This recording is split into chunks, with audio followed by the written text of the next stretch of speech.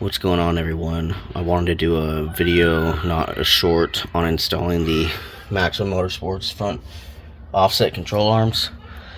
So I'm about halfway done here. What I did first was take off the caliper bracket and I zip tied it up here just to keep it out of the way, and then I undid my front sway bar end links. Then I moved on to the tie rod here, which will pop out pretty easy with a hammer. After that, I undid the strut on the back of the spindle here.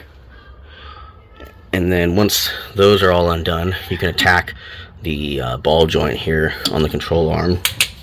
What I did was use just a fork here, and then this ball joint was already freaking screwed up, so you just put it in here and start hitting away with a pretty good size hammer, and then it'll pop free.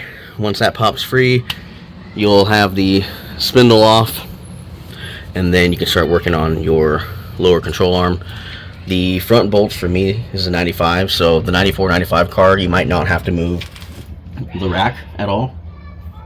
My bolts come out just fine on both sides. It's a pain in the butt. Hardest part is getting these nuts undone because they're like 140 or 150 foot-pounds. PB blaster and a big box wrench is what worked best for me over a socket, and then I got leverage enough to undo them, and then you'll just slide them out, and once they're slid out, then you can move on to the cutting part where you have to cut the little tabs. The instructions are pretty clear, but you'll have to cut the little tabs here on the K-member, like an inch off of it, I guess. So I don't know if it's for these little nubs here to slide in or what, but once that's all done, then you can go back and put everything back together. So I've been working on this for probably 45 minutes now. I'll be done within 2 hours, I think. So plan out a pretty good chunk of your day. Alright, here are both control arms out side by side. The stock one here is at least double the weight. I mean, at least. The new one. So just wanted to film this part so you can see them next to each other here. Okay, here's an example of what the cut is supposed to be like. Normally this comes out and up, and you're just taking out that corner piece there. Oh god, that shit's...